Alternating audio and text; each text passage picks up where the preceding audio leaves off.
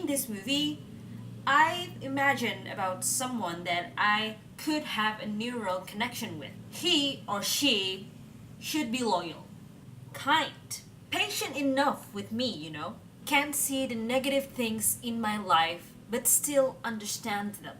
Always accepting, always listening. In other words, I can only reach a perfect neural connection with my dog. Good morning, afternoon, evening, everyone. Hi, my name is Mia and welcome back to my channel. Hi, how are you guys? It feels like it's been a while since I do this. Every time I talk about a movie review, I always feel that it's been a while since I do this because I only get to do this on the weekends right now, and I don't know, I miss doing it.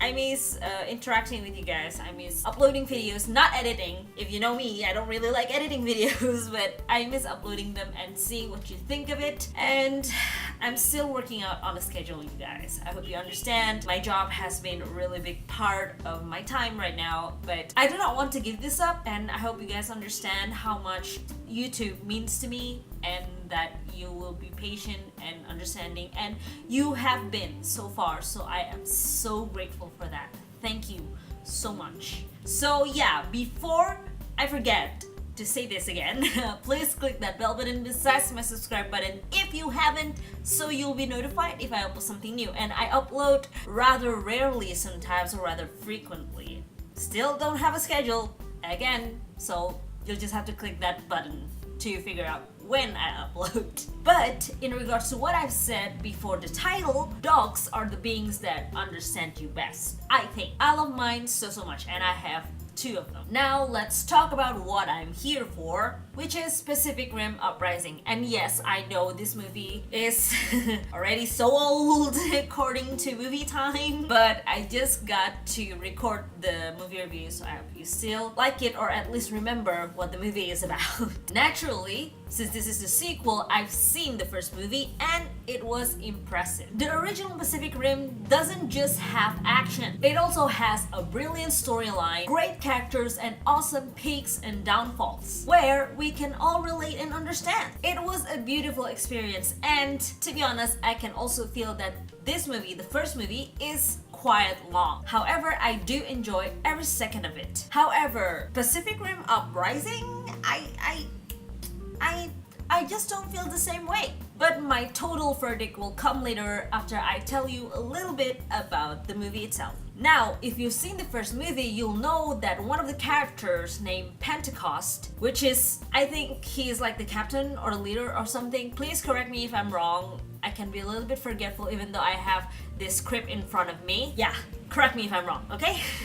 Comment down below. This Pentecost died in the belly of the beast. He actually sacrificed himself to stop the kaijus. I think that's what it's called. He actually sacrificed himself to stop the kaijus from entering the earth via some kind of portal from down under the earth. Now, the story of Pacific Rim Uprising is about his son. Jake Pentecost is a glorified party boy living in the restricted zone, where no one's supposed to live or even hosting a party. But he did both. He also did a lot of shady things, including stealing parts from Jaegers. That particular endeavor ended him in a police station, along with a young engineer prodigy named Amara. Now, Jake's sister, Mako, said that the only way for him to escape jail time is to join the Jaeger program again, and to take Amara with him as the new recruit. Together, they embark on a journey that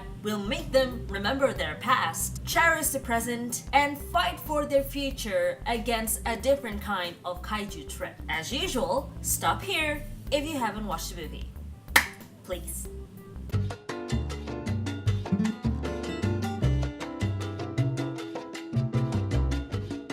The first scene is about Jake's life after the kaiju war ended. His father might die, but he sort of shut off that part of his life by being the party boy. And the movie sets it so we can see his current life but in a fast forward way. Him partying, him stealing stuff, him trading stuff. Now, I don't see this sort of thing happen in the first movie, and I was like, okay, maybe this fast forward thing would just only happen once. Since, you know, it is the beginning, they need the prelude, they need the prologue for a bigger story. But no. The movie is filled with fast-forwarded storyline and sometimes missing links because we don't get to see the depth of the story. We just see some important bits that happen that actually would be better if there is depth and there is some background involved. Another scene besides the beginning that ticked me off is when Amara stick into the hostile Jaeger with her friends, her cadet friends even, while she was still in the program, which should not be easy to do. I mean, I get that the team is flabbergasted when they realize that this Jaeger, this hostile Jaeger, is controlled by a kaiju brain, but they shouldn't be able to let some cadets, either even 3 or 4 of them, inside this menace of a machine. But that happened. Very fast even. The shot just changed from Amara planning to go inside to actually Amara being inside with her friends. And I was not impressed by that. As for the storyline, I knew all of the characters, especially the Jaeger pilots or even former Jaeger pilots, talk about Jake's past and how he was one of the best Jaeger pilots around, but because of some debacle, he and his partner had to part ways. But I don't see how that is relevant to the current timeline, yet they still keep bringing it up. Maybe it's just to show how reckless Jake can be, even though it was already shown in the beginning of the movie. Also, Mako died just like that. One of the best Jaeger pilot around just died because some dinker Jaeger smacks her helicopter. Or was the helicopter failed because of the fight? I can't remember. And then it crashes. Plus, what happened to her coworker slash best friend, the main character that I don't remember his name? I mean, if he even mentioned once in a movie, please let me know because I miss him entirely. And let's just not forget how the kaijus can melt to a bigger kaiju.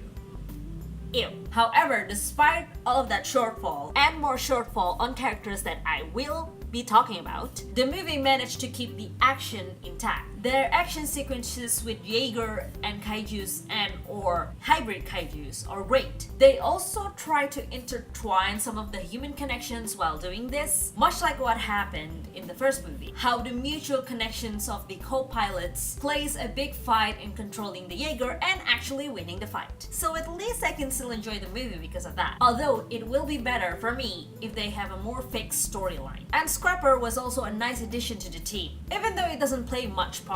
But when it does, it was crucial. Moving on to the characters. Of course, now I have to talk about the most different and the most jarring character compared to the first movie, and he is the villain. In the first movie, he drifted with a kaiju brain to obtain some memory and eventually be able to close the portals where the kaiju, walks into our Earth. Walks, more like float, I think.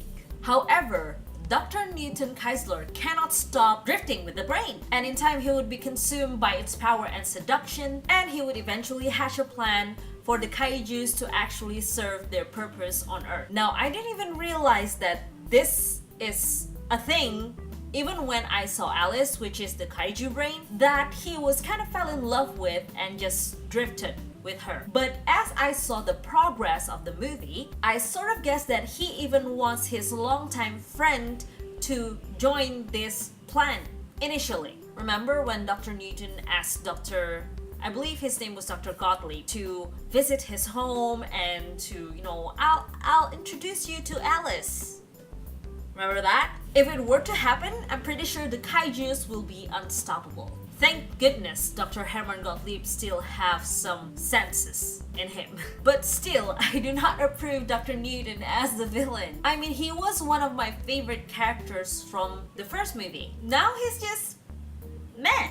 He slides down from my high initial judgment to the bottom of it. And my heart just breaks when I figure out that he's behind everything. Don't get me wrong, the story makes sense. It's just not what I had in mind when it comes to him. The rest of the characters are mediocre. Like I said before, Pacific Rim had a lot of depth in their characters. But now, I feel like they're only touching the surface. So, if you haven't, should you watch this movie? I'd say don't have a lot of expectations. This movie has a lot of good action and some surprising twist to it, but what it doesn't have is manageable storyline, which are the main difference between Pacific Rim Uprising and the original Pacific Rim. However, if you do want to watch some kaijus fighting robots, giant robots in an epic battle, then this movie is for you. So that is all I have for you guys today. Thank you so much for watching. I hope you like this video. I hope you like this movie review, and if you do,